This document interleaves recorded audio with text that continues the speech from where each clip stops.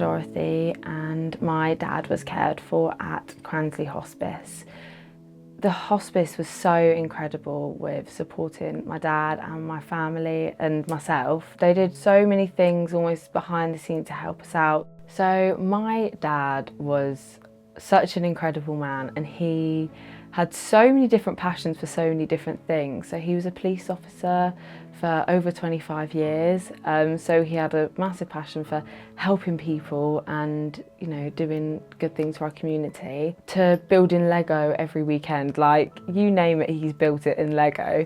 And he's a massive family man. So we'd go on loads of nice holidays together as a family. So my mum and my sister would come with us, and he just really cared and loved us all. In 2019, in the February-March time, is when we received my dad's diagnosis of stage 4 bowel cancer. He had treatment and surgery for this and was in remission until following April, just before everything kicked off with COVID, and then we found out it had come back in his liver. And then a bit later on we found out that there were mets in other places which were a bit too dangerous to tackle. So he went for a specialist surgery, which really helped. And at this point we only thought he had, well, we were told he had 3 months left with us, and we actually had another 4 years. Towards the end he decided to stop treatment because it was just getting a bit too much, and it was making his final few months with us not as special as they could be. And then he had a few admissions into the hospice in his last few months for respite and pain management. There were so many memories whilst my dad was at the hospice and whilst he was at home. My dog Maddie was allowed to come, and like, we felt really as a family, felt very normal.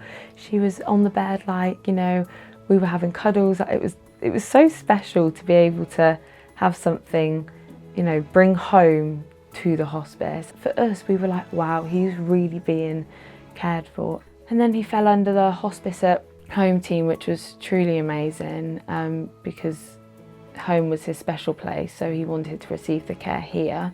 And yeah, and then he passed away at home, surrounded by all of us, in November 2023. My dad dying at home was a personal choice of his own, and when he spoke to the team at the hospice about it, they pointed us in the direction of hospice at home. And we had a nurse come out called Hannah, and she was just amazing, like, and she spoke us through everything that was going to happen. And then really quickly we got all the equipment we'd need at home, so that we had a bed and slide sheets and anything that was going to help us. So physically for my dad, like his pain management, he was in a lot of pain, so physically they helped that.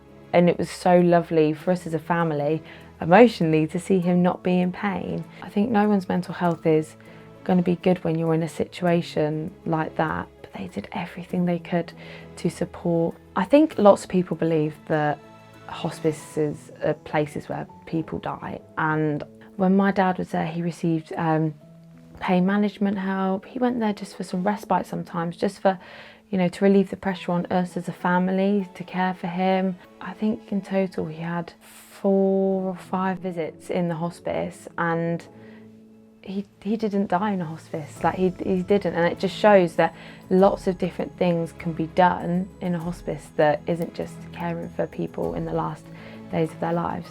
Now's the time to help other families receive the care and support that we, you know, desperately needed in that time, because every moment matters. So you can donate now to Cransley Hospice Trust's Tree of Light campaign.